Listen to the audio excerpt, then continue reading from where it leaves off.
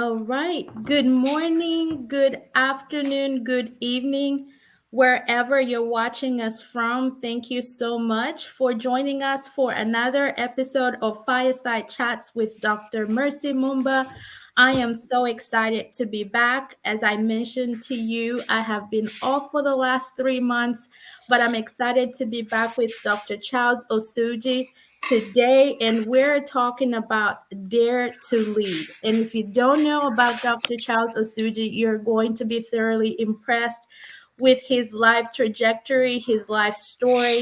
And I have been an avid follower of his work online, specifically on LinkedIn, and I'm just so excited that he made time for us. I am going to read a little bit about his background, and we will dive into all kinds of conversations today. But I'm going to read just a little bit. His CV is this long. His CV is this long, so we could not possibly read all of it, but we're going to hit some highlights. So, Dr. Charles Osuji is a multi-award CEO of Calgary's Osuji and Smith Lawyers. He was chosen as one of Calgary's top 40 under 40 and one of the top 25 most influential lawyers in Canada. He has been honored with Queen Elizabeth II's Platinum Jubilee Medal for his contributions to the province of Alberta. He is one of the youngest recipients of an honorary doctorate of law from the Mount Royal University in Calgary, Alberta, for his outstanding service, extraordinary standard of excellence in his work, and contributions toward the betterment of society. From law Nigeria to law firm CEO in Calgary, Dr. Osuji's journey has been swift, earning him Lexpert Rising Star recognition for Canada's leading lawyers under 40 and one of Canada's 100 most influential Black Canadians. I mean, I could go on and on and on about his CV and what he has accomplished in such a short time. But I want us to go ahead and delve into our discussion for today. So, Charles, is it okay if I call you Charles? Absolutely. Well, welcome to Fireside Chats. Thank you again for being here today. So let's Thank talk you. about you. Who is Charles? Tell me about you. Where did you grow up? How did you find yourself in Canada and building a law firm and all of this stuff? And of course, our conversation is focused on daring to lead, Right. but I always believe that the story starts from somewhere. So I want to hear all about it. Absolutely. First of all, if I could call you Mercy, that's okay. Absolutely. Yeah, Mercy, thank you for the platform and the opportunity to tell my story. And I keep saying, I always accept proposals to talk in platforms like this because you just never know who is listening, who is being inspired, whose life is changing. You just never know. So thank you Absolutely. for the opportunity to be here. My life started back in Nigeria. I was born into a family of 10. That's a big family. My family was originally nine too. I guess Uh, that used to be the African family of the that day. was it then. That was it then. Back in the day, if you had 6 kids, you're just starting. Exactly. Yeah.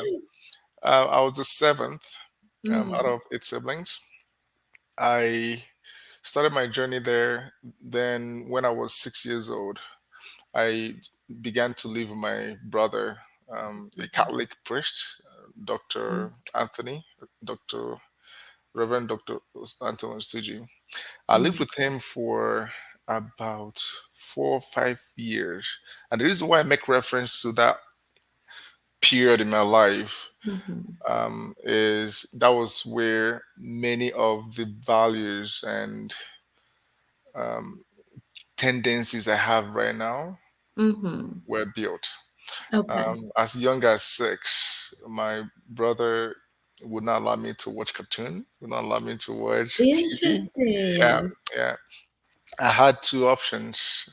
Either I was reading or I was sleeping that young. So he instilled in me the value of discipline, Mm-hmm. value of focus, and just staying on course. Mm-hmm. Shortly afterwards, I started my secondary school, then university, went to law school in Nigeria.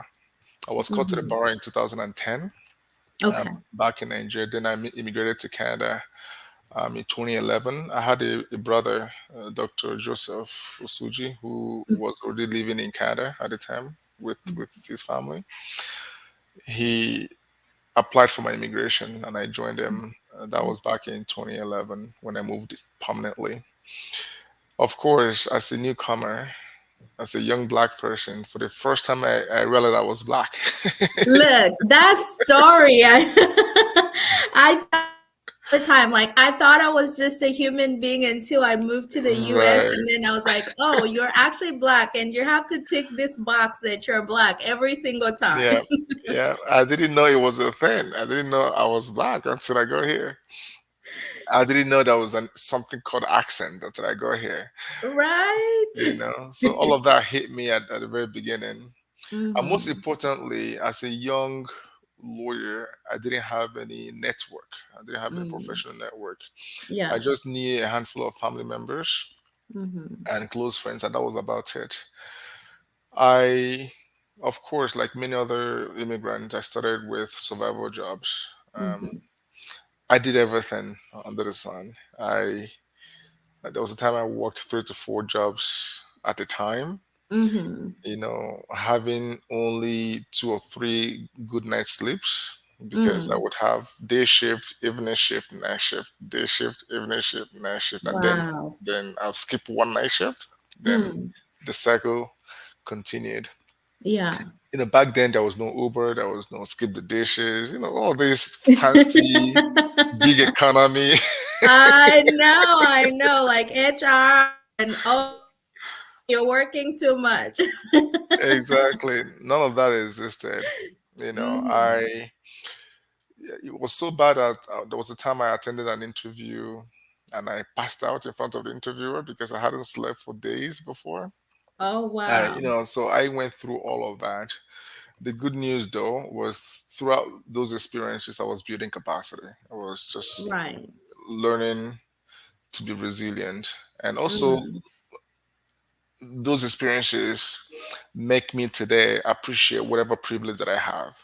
And Absolutely. you have that empathy towards others.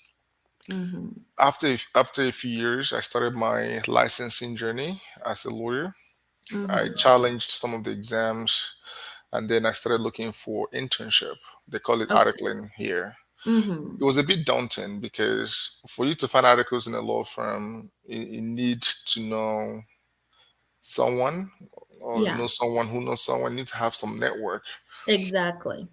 and but I didn't have that. I Mhm. wasn't locally educated. I was an internationally trained lawyer. I didn't Mhm. have the network. Um, I applied to so many places, Mercy. Mhm. Over 300 applications, 300 rejections, and sometimes Oh, wow. many times they would even tell you that you're rejected. They just wouldn't reply to you. I know, and you know what? Like, let's talk about that. Not to interrupt you, but Right. let's talk about that because I feel like in today's economy, jobs like are not just coming by so easy for a lot of like young professionals. And you talk about 300 rejections. That's a lot of rejections. And I'm hearing this consistently, especially on the African continent. There are just no jobs and things like that. Hmm. How did you manage to go through that period of rejection, but still hold your head up high and still remain positive in that there was something coming in the future? I think that's something a lot of young professionals can learn from. Absolutely. The reality is, you were never ready for that number of Mhm. rejections. Yeah. I'm not gonna sit here and tell you that I held my head high and I, I kept smiling despite the rejections. No, Right. it You was see, but terrible. that's being honest and Yeah, authentic, because a lot of the times people would just have this, wishy-washy story about how they no, were always positive. no. It was terrible. In Yeah. fact, I was begging for them to reply me and say no. At Mm, least tell me something. exactly. And this is why now I'm an employer. Whenever Mm-hmm. anyone applies to Mm-hmm. me, I reply them. Even if Yeah. I don't have an opportunity for them, I encourage them. I tell them to keep searching. That Mm-hmm. glimmer of hope. Yeah. You just never know what the person on the other side needs to hold on to keep pushing. Exactly. Mm-hmm. I do recall receiving one no, and I was so excited. I was happy that some actually people were reading these applications. I You know, know, like there's somebody on the other side of there's this somebody on the whole other thing. side. Somebody on the other side. Yeah. So it was tough. What I did though was to stay focused. I knew Mm-hmm. that one rejection was an opportunity for growth, an opportunity Mm-hmm. to be redirected Yeah. to another opportunity. Then, fortunately for me, I ran into a family friend who knew a lawyer who knew Mm-hmm. Mr. Smith. Uh, Okay.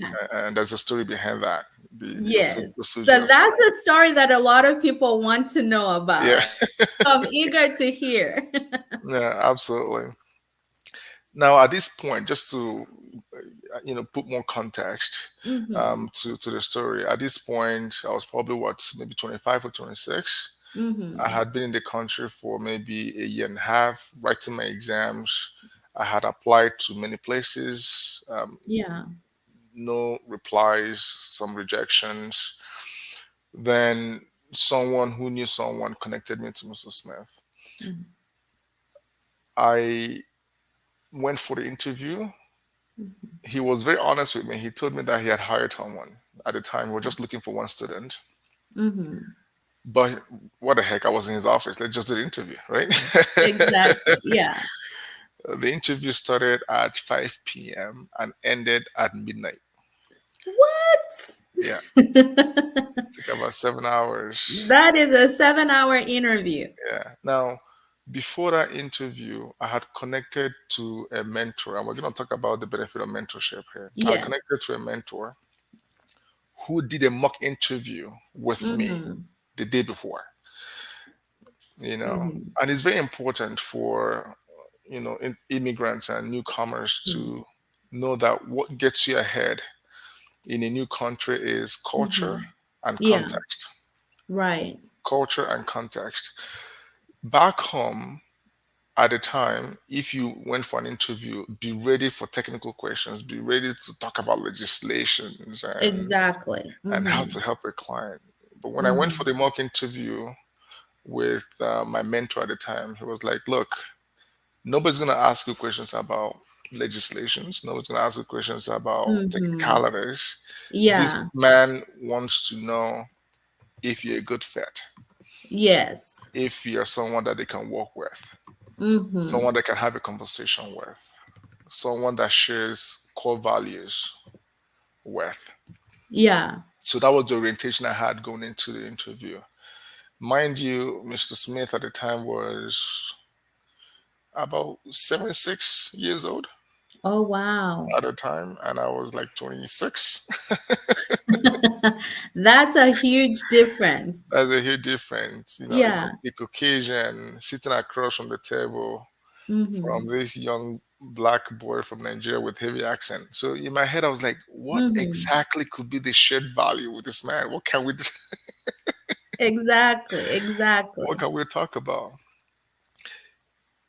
However, as the conversation proceeded, it Mm-hmm. became very clear that the things that we thought were the divides between us were artificial. Mm-hmm. The things that mattered at the time Mm-hmm. were the things that we shared together. For instance, Yeah. he's a Christian, I'm a Christian. Yeah. In his other life before he became a lawyer, he was a teacher. My dad was a teacher, and Oh, I nice. come from a family of teachers. Mm-hmm. The wife is a nurse. My mom is a nurse. I come from a family of nurses. Mm. He grew up in a small town in Alberta. I grew up in a small town back home. So Yeah. we started talking about those things that actually define who we are, the Yeah. things that revolve around our core values. And the conversation kept going on and on and on. He heard about my academic accomplishments, and he was very shocked Mm-hmm. that nobody has, you know, nobody had wished me away Right. and giving me an offer. It didn't make any sense to him. And bless him. Mm-hmm. This is someone who is colorblind. He doesn't care what Mm-hmm. the color of your skin is, the sound of your voice is. What he was looking for is someone that was hungry, that would help his Mm. practice grow. So Yeah.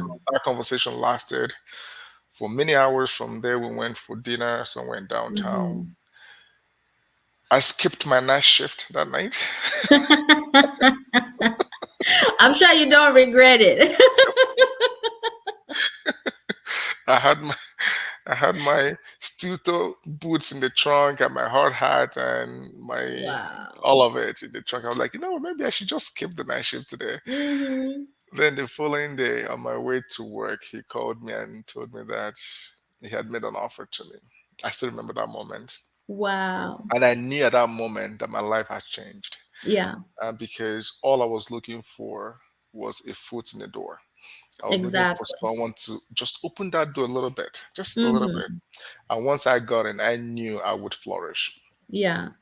So that was how the conversation started. Then he said he was going to pay me. I was like, pay me? I wasn't expecting to be paid. That was how Yeah. hungry I was, and this is something that many young people should understand. At the Mm-hmm. very beginning of your career, you must be hungry. Yeah. Money is going to come, but don't Mm-hmm. prioritize money at the very beginning. Exactly. Don't. Mm-hmm. I honestly was not expecting to be paid. Yeah. I wasn't. I just needed a place I could go in, Mm-hmm. and that place is called a law firm. And he Yeah. gave me work as a lawyer, and I do work as a lawyer. That was it for me at the very beginning. Right. And I knew that all I needed to do was just, put my head down, learn, Mm-hmm. and the rest would come. And that was what I did. So Um, let's talk about culture and context, because that's something that, resonated with me as you were talking about this. And I know you talk about culture and context within the context of you being an immigrant and looking for opportunities in a new country. yes, However, every company has a culture, every company has a context. How do you advise young professionals, entrepreneurs, whatever their background is and whatever they're trying to do with their life, to really think about context and culture, whether it's approaching a donor, whether it's fundraising, whether it's looking for a job? Those skills are so important in propelling yourself forward. What is your advice to that demographic at this point? absolutely. The unfortunate thing is we now have a generation that somewhat feels entitled. Mm-hmm. Um, when I started my journey, I had zero entitlement. Mm-hmm. What I was looking, I was paying attention as to how to contribute to the firm, how to make Mr. Smith successful. I Exactly. was looking to give, give, give, give. The fact that Mm-hmm. he had opened the door for me was enough, Right. right? Um, Now, this was a small firm at the time when I Mm-hmm. joined him. Yeah. That I think the firm had about 5 people or so, Mm-hmm. 2 lawyers Mm-hmm. at the time. But I knew that there was something there Mm-hmm. for Yeah. me, but I wasn't sure what it was. Okay. I knew he was kind to me. I knew he was generous. I knew he was patient with Mm-hmm. teaching me. Yeah. I humbled myself, made a lot of mistakes at the very beginning, but he was kind Mm-hmm. enough to forgive those mistakes and teach me. Yeah. After a year of joining him, I became a lawyer in Alberta Mm-hmm. under him. Shortly after that, there was an opportunity to buy into the partnership. I raised my hand, Mm. became Yeah. partners with him, and then something happened. He was looking to retire. So for our audience who don't really know what it means to be partner, because not everyone is in the law industry, Right, can you explain just how big of a deal that is? Because you just like glossed over that. right. So being a partner in a law firm means being a part owner Mm-hmm. of the firm. You're able Yeah. to make decisions, able to share profits and stuff. Mm-hmm. Many firms have different thresholds for you to be a partner. It might be a financial threshold, it might be Mm-hmm.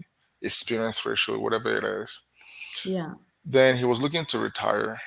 Um, he came to me, and first he didn't come to me. Mr. Smith didn't come to me. He went to Mm-hmm. a few other people Okay. and tried to negotiate with them. Apparently, it didn't work out. He came to me with Mm-hmm. the offer to buy him out, and I said no. He came back again, and I said no. I said no to him Mm-hmm. 3 times. Tell me, And what was your thought process for saying no those three times? I was afraid, Mm. right? I thought I wasn't ready, Okay. and I did not have the courage to take the risk. Mm-hmm. I felt that the color of my skin, my age, the limited experience I had at the Yeah. time would not allow me to take that jump. Mm-hmm.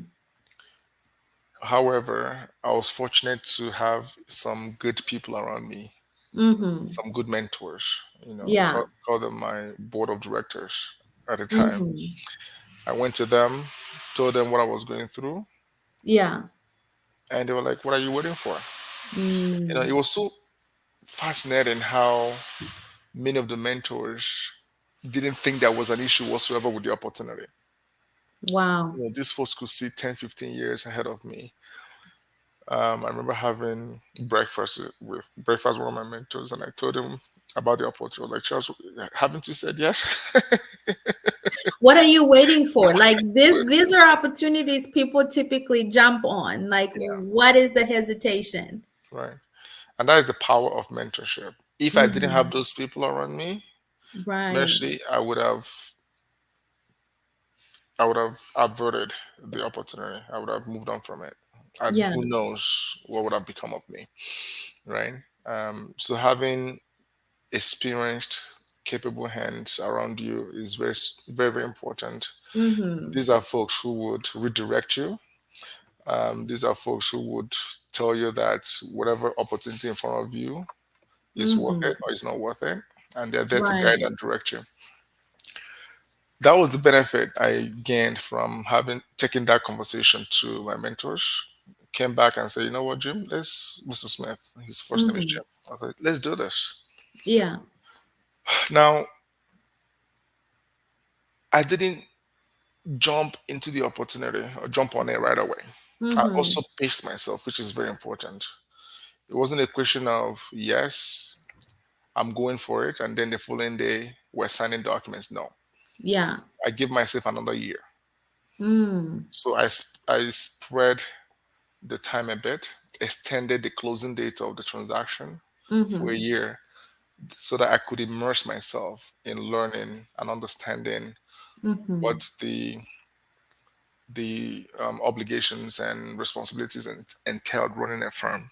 Right. In that 1 year, I had Mr. Smith work for me now Mm-hmm. as an employee, but he was there as a mentor, as a guide, Wow. right? Mm-hmm. As a guide. And then I used that 1 year to make a lot of changes to the firm. Mm-hmm. I started branding the firm, spent thousands of dollars on online presence, the website, changed some of the systems, implemented some tools, some optimization processes, and all that Right. in that 1 year. And in 2017 August, Mm-hmm. we signed off on the paperwork, and I took over sole ownership of the firm.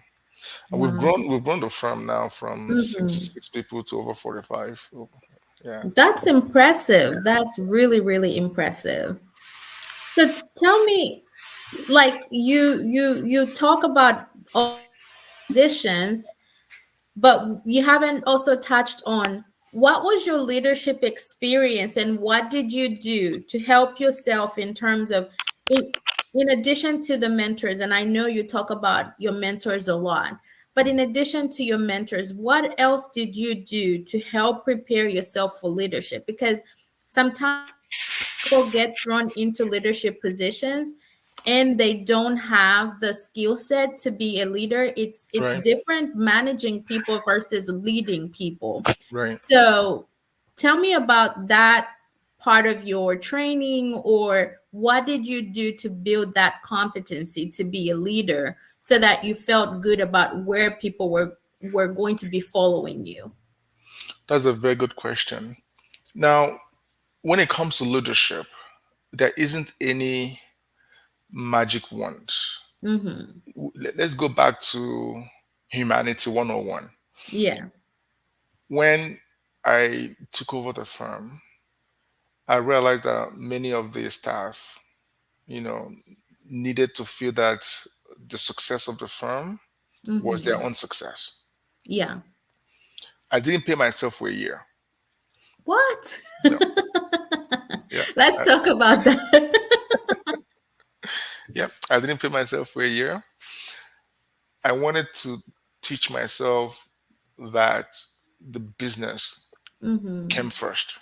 I wanted to Mm. go through that experience that the business came first. Mm. For me to really succeed here, I needed to have that conviction. Yeah. Secondly, in exchange for not paying myself, I gave everybody a raise. Wow. There wasn't a lot of people there, it was like six, five or six people. Mm-hmm. I gave them a raise to make them not feel concerned with the Mm-hmm. transition because that tends to happen when you have old camp transition to new camp. You, Exactly. you need to let them know that new camp is capable of taking care of them. Exactly. So I did that. Then, of course, in terms of leadership, Mercy, Mm-hmm. I found that leading from the front Mm-hmm. has always worked for me. You And know, define what you mean by that. leading from the front means Mm-hmm. walking the talk. You know, Exactly. Mm-hmm. my staff, they saw me come to the office Mm-hmm. before others. Mm. They saw me leave the office after Yeah. others. Mm-hmm. They saw me show up weekends. Yeah. They realized that the things I was expecting of them, I was doing it. I Exactly. was practicing it. Mm-hmm. So it was very easy for them to buy in the in what I was preaching to them. Mm-hmm. Then I also implemented some value systems such as diversity, Mm-hmm. mentorship, Mm-hmm. and excellence. Yeah. At the very beginning, I made them understand that the success of this firm is going to be anchored on those three core values: Yeah. diversity, mentorship, and excellence. Mm-hmm. And back to what I said earlier, I made sure that I practiced what I preached. Mm. In the choice of the name of the firm, I could have gone with Charles and Smith. Something Right. that something that rolls out. Yeah. But I went with Osuji and Yeah. Mm-hmm. because I wanted everybody to know that I was comfortable Mm-hmm. using my last name, an African sounding Mm. name. I was Wow. comfortable reflecting the diversity of the firm Mm-hmm. in the name Mm-hmm. because name is very Yes. important, Mm-hmm. right? So that is one. Secondly, I made sure that as we were growing, I was being intentional with the choice of people Mm-hmm. that I was taking on. I Mm-hmm. wasn't just taking people that looked like me. I was diverse in my hiring. Yeah. If you look at my team right now, it's like a United Nations 2.0. That's a good thing.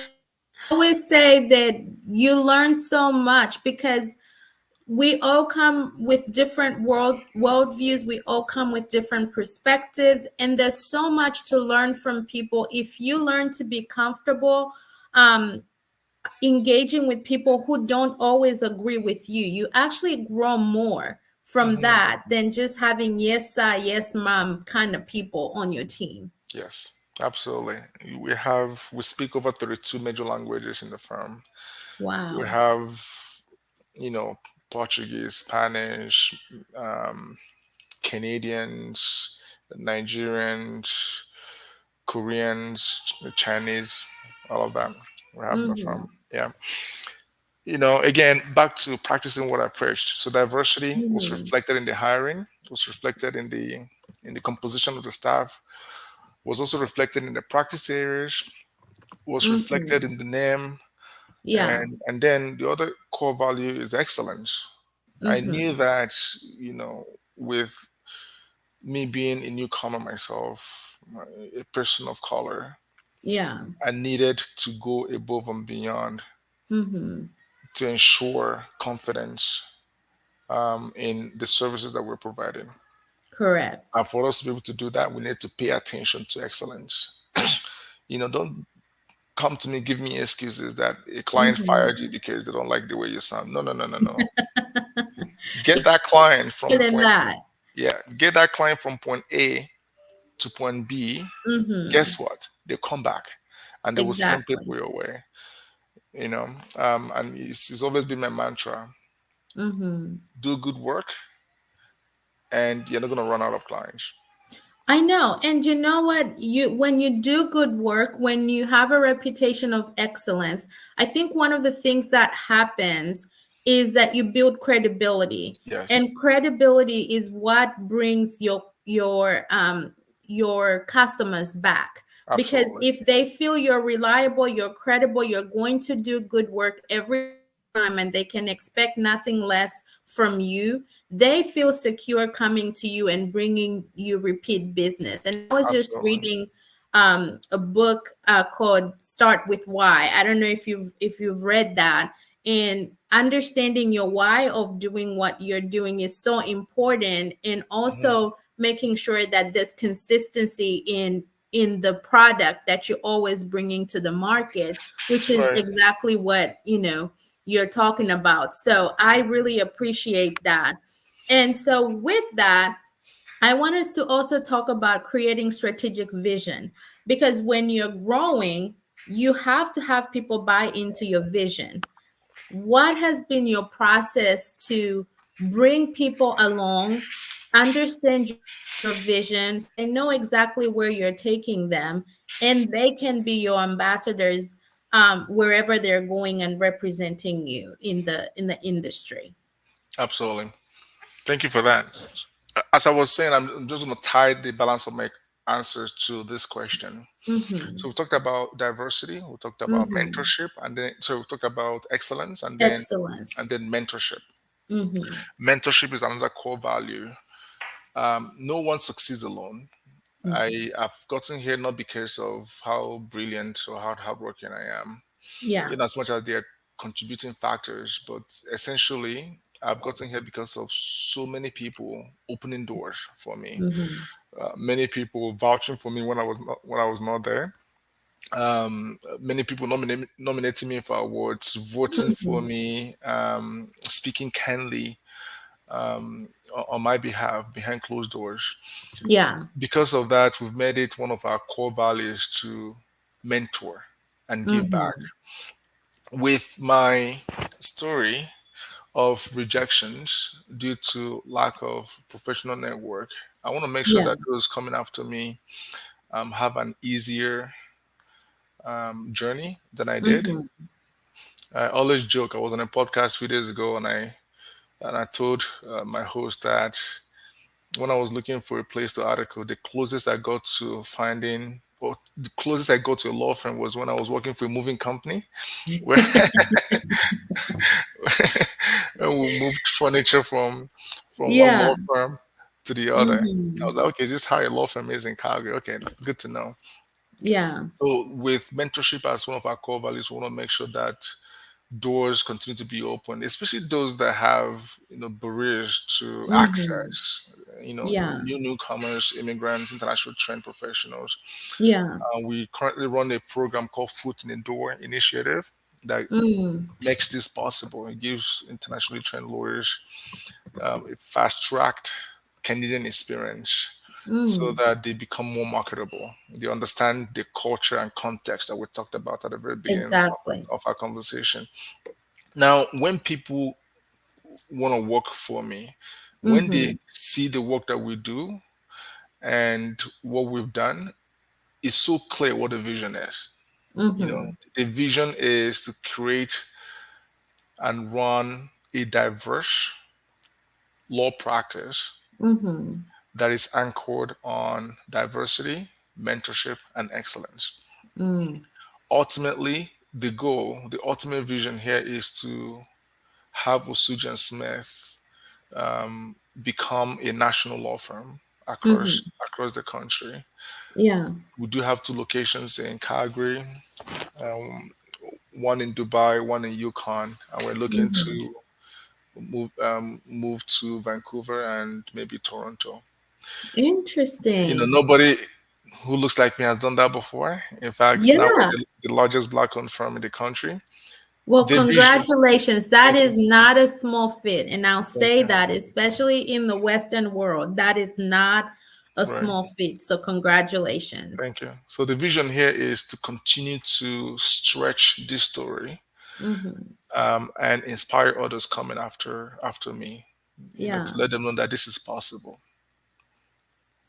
And so now that you have this vision for expansion and growth, how are you mentoring and sponsoring? You've been mentored, you've been sponsored, you've been coached.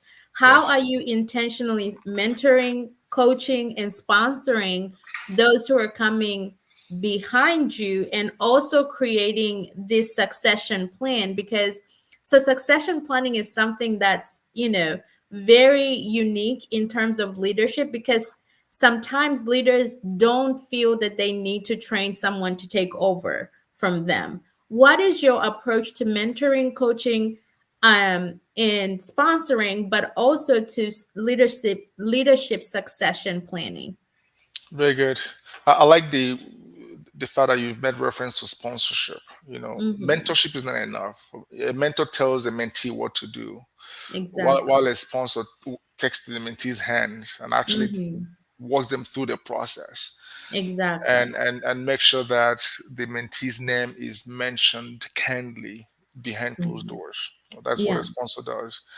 Oh, we've been doing a ton of it. The Mm-hmm. Foot in the Door Initiative program has given over 300 international trained lawyers access to Canadian experience. Wow. Every week we have one or two people who have secured positions with the government, Mm-hmm. with law firms, with Mm-hmm. institutions because they've gone through the program. Right. You know, um, sometimes what many newcomers need is someone who will vouch for them. Right. That is one, and Mm-hmm. someone who gives them a foot in the door, access to experience. Mm-hmm. It's unfortunate that many employers find it very risky Mm-hmm. hiring internationally trained professionals because they don't have Canadian experience. Right. But then, how do they gain Canadian experience if they're not given a If chance? they're not given an opportunity, right? Like, Yeah, we gotta start from it somewhere. starts from somewhere. But Yeah. having many of these folks go through the firm, Mm-hmm. they join the lawyers in consultations, they go to court, they do Mm-hmm. research, they meet clients with supervisors present. They Yeah. do everything a lawyer does. Mm-hmm. They do that for 3, 4, 5, 6 months. Mm-hmm. When they go for interviews, they're more confident. They Exactly. said interview, they've done this, they've done that. And we have Yeah. a very good reputation. And when they see our name on their resume, it makes the employer feel a little easier. Exactly. Like, okay, we know that if they came through this recommendation Yes, channel, they're probably, worth something. So we can give them an yes, opportunity. exactly. So mentorship is no longer, for me, it's not just having a bunch of people that I meet once in a month to have coffee, we talk about Yeah. how we can help them. No, we are actually creating spaces in our firm for them to Mm. come in, get mentored, Mm-hmm. get taught, get Mm-hmm. directed, get guided. Yeah. And then once they're done with the program, we provide them with a very strongly worded reference letters. Mm-hmm. I leave them with my cell phone in case an employer calls. Yeah. And 100% of the time, a future employer Mm-hmm. has called me for any of my candidates, they get the Yeah. job. Because what Oh, I tell wow. them is if you don't hire them, I'm going to hire them. That threat works all the time, Works every single time. every Yeah. single time. Yeah. So that is what we've been doing, and everybody has bought into it. Many Mm-hmm. of the lawyers in my firm are internationally trained lawyers who understand the pain Mm. of having to look for access. Now Yeah. they've either gone through my firm or a similar firm, and they are now lawyers. They are Mm-hmm. more than happy to give back. Before I joined you today, one of my lawyers was doing a seminar for the Mm. candidates on how to do research in Oh, the Canadian context. So wow. these are the things we do on a Yeah. weekly basis. There's always some program, some educational opportunity Mm-hmm. for these people. The overall plan is to engage other law firms and academic Mm-hmm. institutions Yeah. to become partners with us on this project. That way, Mm-hmm. rather than us helping 100 people in a year, we're Mm-hmm. helping 1,000 people in a year. Imagine coming into That's a the country. good Yes, that's a good initiative. yeah. Imagine coming into Mhm. the country. I have a few people in my firm now who came in within 2 weeks of coming into the country. They joined the program. Through the Mhm. program, they became students and now they're lawyers. We want Wow. to replicate that experience Mhm. and that reality as much as we can. I could see that working in multiple places that could work Yes. here in the United States. So that model is really replicable. And I think that, Yeah. I use this term lightly, but could be evidence based in terms of the outcomes that you guys have. You've documented how Yeah. successful this Yes. program is. And now it could be not just lawyers, it could be nurses, it could be You got it. physicians, it You could got be, it. It's very and replicable. Yes. so I really, really love that. Yeah. And I, It's very, I very replicable. honestly, Yeah. I agree with you that it should be replicated Yeah. That is around the the other grand law vision. firms. That's the grand vision for the program. Once we're done with law, we go into Mm-hmm. architecture, go into accounting, Yeah. go into IT, go into engineering. Mm-hmm. We're just Wow. making sure that these folks are given access to Yeah. opportunity. Then let them, use it the way they see fit. Exactly. So talking about giving opportunity, I know that you talked about um when you were starting, you just wanted your foot in the door. And right now you're creating feet in the door for a lot of people. Right. What else are you teaching them in terms of now that you have your foot in the door, how do you make impact? How do you make sure your name remains recognizable and relevant in what's happening in today's society, in today's industry? Because it's one thing to get your foot in the door, but to really stay there is also another thing. I I completely agree with you. I told the candidates that look, I'll get you a foot in the door, Mhm. but you find your damn seat in the room. Borrowing that, I'm just gonna tell you, find your damn seat. You find your damn seat. And once you find your seat, don't close that door. Exactly. Keep it open and Hmm. make sure there's another seat waiting for someone else. I love that. You know? And that is my story. I Yeah. got in Hmm. and I hustled. Yeah. I was putting in 14-hour days, 7 days a week. Hmm. Within a year and a half, I became the rent maker in the firm. I was the one bringing in the most Mm. money to the firm. Yeah. And I remember telling Mr. Smith I was traveling home for Christmas. So like, how are we gonna survive when you're gone? Like, look, we want you to take vacation, but we're also thinking about our bottom line now that you're taking vacation. That's how you know you like you've Yeah, done something. yeah, You've yeah. done something. You know, and by the time I took over the firm, I had brought in over 95% of the files. Wow. So it was pretty much um, fulfilling all righteousness, signing the Hmm. documents. It was truly the firm I owned. Yeah. But I didn't get there by being lazy. I didn't Hmm. get there by feeling entitled. Yeah. I didn't get there by not being intentional. Hmm. I worked, again, like I said, all I was looking for was someone to say, come in. Yeah.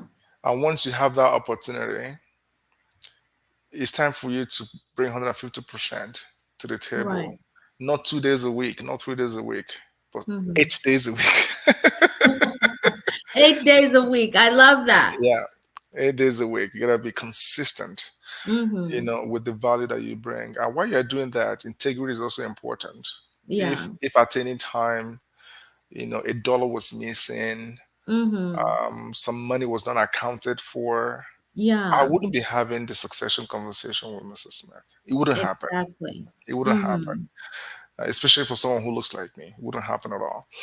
I Um, love that you bring the issue of integrity because integrity comes in so many different forms. And I think that, integrity could be as little as, like you're saying, not taking money that doesn't belong to you, for example, in the firm, or not reporting hours that you didn't work and things like that. And people, like, we are in this culture, and I know in Africa we talk a lot about corruption and all of these things, so the culture of integrity is really lacking yeah. in that regard. So what can you say to young people who maybe feel like maybe cutting the corner will help me get there quicker, and so on and so forth? What I can say, good question, Mercy. What I can say is this: at any given time, somebody's watching. Mm-hmm. Someone, you've been given a foot in the door. Someone is paying attention. It might not even Right. be the owner of the firm or the Mm-hmm. organization. It might be a coworker. It Yeah. might be a subordinate. It might Mm-hmm. be the receptionist. It might be the Yeah. administrative assistant.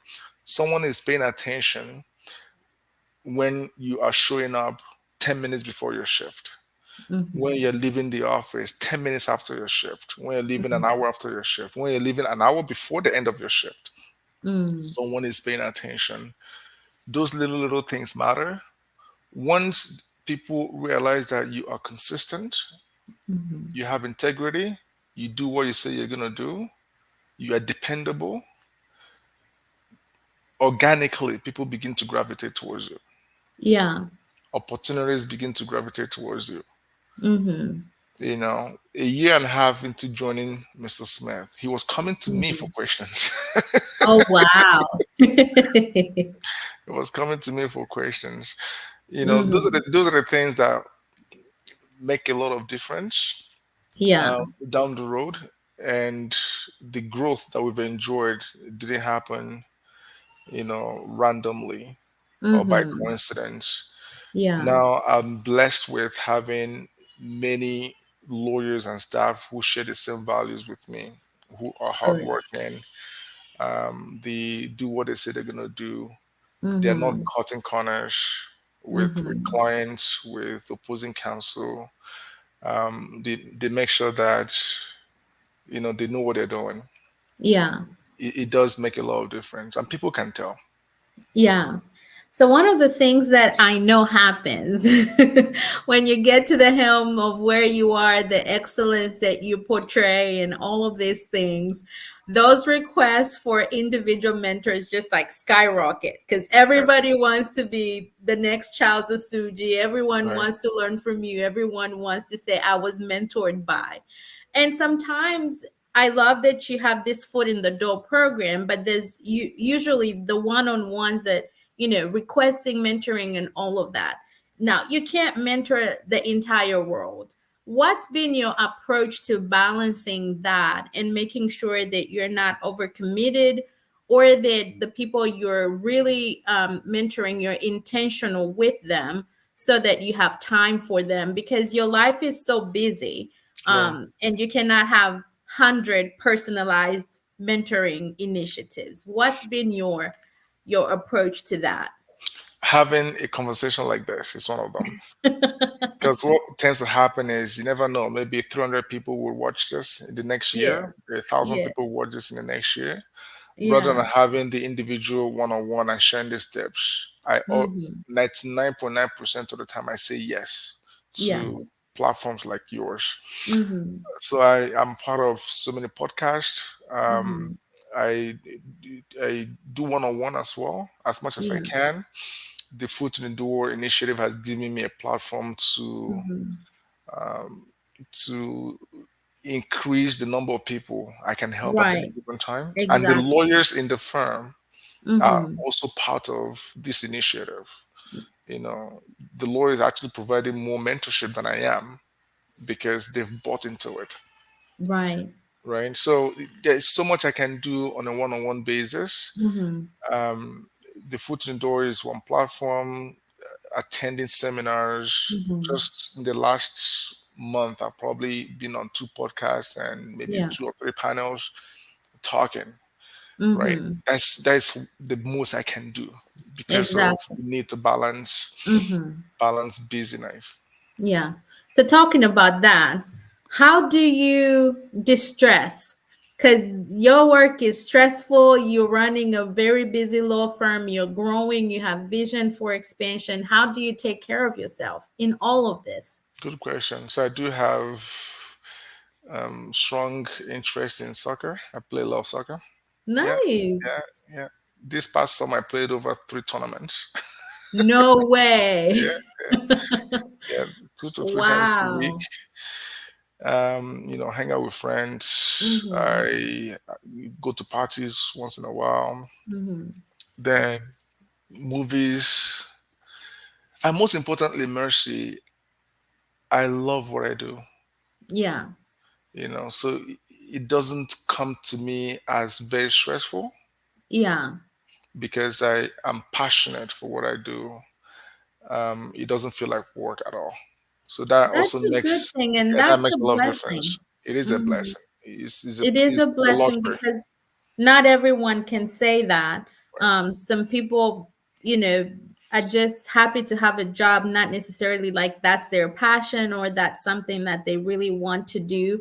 And so to be able to have a job and a career that is your passion as well, that's always a blessing. That's the same thing for me. I tell people all the time, they'll go like, "Oh, Mercy, you work so hard and this and this and that." I'm like, half the time I don't feel like I'm working, and Exactly.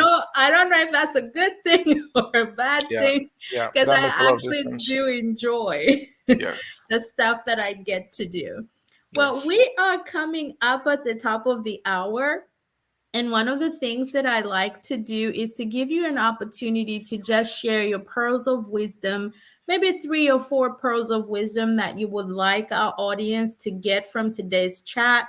I know we've been talking about daring to lead, a very unpredictable journey to leadership that you've had, but all the while so, worthwhile and just absolutely amazing journey. And I'm thoroughly impressed with your Thank you. vision and your vision for growth and expansion, and your passion that you have for your work. So, in our last few minutes with you, please give us a few of your pearls of wisdom that you want to leave with our audience today. Absolutely. Number one, preparation, preparation, preparation. Mm-hmm. Be prepared. If you're pursuing opportunities, you're looking for work, you're looking Mm-hmm. for whatever it is that you're looking for, Yeah. are you ready when it comes knocking? Mm. Are you prepared? Because if you're not prepared, A, you wouldn't know when the opportunity is there. Yeah, that's B, right. you might not be able to take advantage of the opportunity. Mm-hmm. If I wasn't prepared, you know, buying that firm would have been the worst mistake of my life. Exactly. Right. Yeah, so preparation is very important. Mm-hmm. Second, find one or two allies or sponsors. Mm-hmm. It's super important to have one or two people in your life who have demonstrated success in the profession that you're looking to pursue. Mm. Connect with them and be honest with the connection. Don't make it look like a transaction. Can we just pause there? Because some of these requests can be like so transactional. Yeah, and But you can smell it. You can smell it from the first sentence. I yeah. was on a panel 2 days ago and I was telling the Mm-hmm. audience, pursue, if you're looking for work Yeah. and you're looking to connect to potential mentors and sponsors, Yeah. approach that conversation with an interest to build a Mm. relationship, not to find Yeah. work. Yes. Let finding work be a potential outcome from the relationship. Yeah. And sometimes that is not even what this person can give you.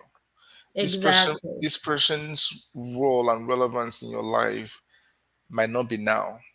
Mm-hmm. It might be later. Right. So if you approach that conversation with, this is what I want, this is what I want, if Mm. the person doesn't give it to you, it doesn't make the person irrelevant.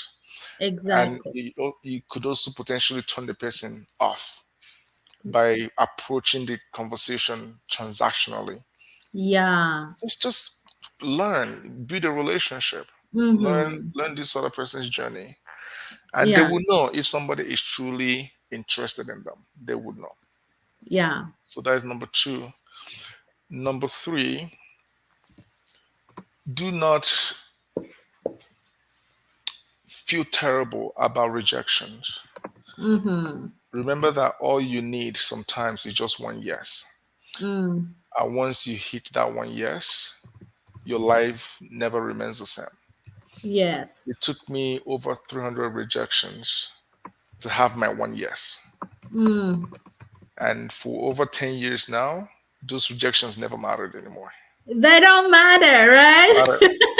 nobody nobody They even don't matter. cares. I'm sure there are like some people who even go back in their notes like, did I ever say no That to last this name, person? last name sounds familiar. I know that Yeah, feeling. yeah, yeah. So the rejections don't matter anymore. And that is the Mhm. approach I would encourage those Yeah. who are looking for that one yes. Mm. Trust me, when the one yes happens, Yeah. the rejections wouldn't matter. Exactly. That is three. Number four, attitude of gratitude. Mm. Super important. Yeah. Whoever has made your life a little easier, Mm-hmm. make sure that you show gratitude to them I like that. consistently, Hmm. not a flash in the pan, consistently. I like The that. reason why you have Smith in the Mm-hmm. name today, I was gonna say that. I was gonna say that, but I'm yeah, glad you bring it up. yeah. The reason why I have Smith in the name today, because Smith was my one yes. And I mm. promised him that as long as I am alive Mm-hmm. and as long as I can, I'm going to Yeah. have Smith in the name on the door. That is just so Yeah. amazing. Yeah. I love that you pay that homage to him and Yes. how he gave you an opportunity and so in you what others rejected Yes. and gave you your one yes that you needed. Yes. Yes. Mm. Yes. So he, you know, Jim is someone that's very special to me. Mm-hmm. He was in my office 2 weeks ago. And Yeah. he was calling me a magician. Charles, how do Charles, how'd you do it? Exactly. I was like, Jim, the question shouldn't be me. The question should be you. You Mm. saw the future. Good on Mm. you. You saw the Yeah. future. I didn't care what I sounded like or where what my heritage was. Mm. You were focused on what you saw. So Wow. attitude of gratitude. I've helped a lot of people. Mercy. Out of Mm-hmm. every 10 people I've helped, Yeah. only one or two people have come back with gratitude. I know, right? You Mm. know, but I'm not doing what I'm doing because of Mm-hmm. them. I'm doing Exactly. what I'm doing because I made a promise to God that Mm-hmm. if I was given a chance to succeed, Yeah. I'll make sure that many people will succeed because of my success. Exactly. Because to me, that is the essence of success. Mm-hmm. That's Uh, very true. and that takes me to number five. Mm-hmm. Make sure that when you start breathing easy, Because we're just waiting to breathe easy just a little bit. Because look, we've been running, we've been working. You were talking about 3 and 4 jobs and working 3 shifts. Look, yeah, we've been there, done that, but we all need to breathe easy at some yeah, point. yeah. When you begin to breathe easy, remember that there's so many people whose destinies are tied to yours. Make Mm, sure you look down and I hold love that. hold as many people up as much as you can. Because Mm, at the end of this journey, nobody's gonna care about how many houses you left behind and mm, how much in your bank account. People will care about how many success stories are you part of. yeah. Wow. Okay. I have to just sit in that for a little bit. I have to like sit in it for a little bit. Yeah. Remember that there's so many people's whose destinies are tied to your journey. Yes. Yes. That's They're just incredible. waiting for you to succeed. Wow. They're just waiting for you to succeed. So you got to look back and make sure that you carry them along. And Mm-hmm. trust me, Mercy, life continues to give to givers. Yeah. The more you're giving a part of yourself, a part of your journey, Mm-hmm. part of your resources to benefit others, Yeah. the more life opens more doors. Because at Yeah. that point, you've become a good steward for your Mm-hmm. privileges. You become a good steward for your blessings. Exactly. You are given more because you Mm. are good at distributing what you have. Mm. Yeah. Whew. Okay. I could like I could go on and on and on and on. But we are at the top of the hour, and to be respectful of your time, thank you so much. I have thoroughly enjoyed this conversation. I've taken notes, pearls of wisdom. If you saw me taking, I'm a note taker. I've put Mhm. comments in the chat. I have thoroughly enjoyed having this conversation with you. And to our viewers, thank you so much for joining us on this episode. We were talking to Dr. Charles Osuji on daring to lead and learning more about his incredible journey to leadership and just the amazing work that he has managed to do in Canada and surrounding areas. And I've learned so much from him. I've learned about the foot in the door. I didn't even know that that was an initiative that you were doing. And please, like we've said, let's replicate that to Absolutely. different occupations and disciplines in other countries, because I feel like that would just be such a successful model. Right. And of And to you, sorry to cut you short, and to you, Dr. Mumba, yeah. um, your energy is very kind. Oh, You just thank tell, you. yeah. And I appreciate what you're doing. You just Yeah. don't know how many lives you're changing by giving people like me platforms to share their journeys. So thank you. Hmm. Absolutely. Well, till next time, ladies and gentlemen, wherever you're watching us from, we'll see you in October. Bye bye. Bye.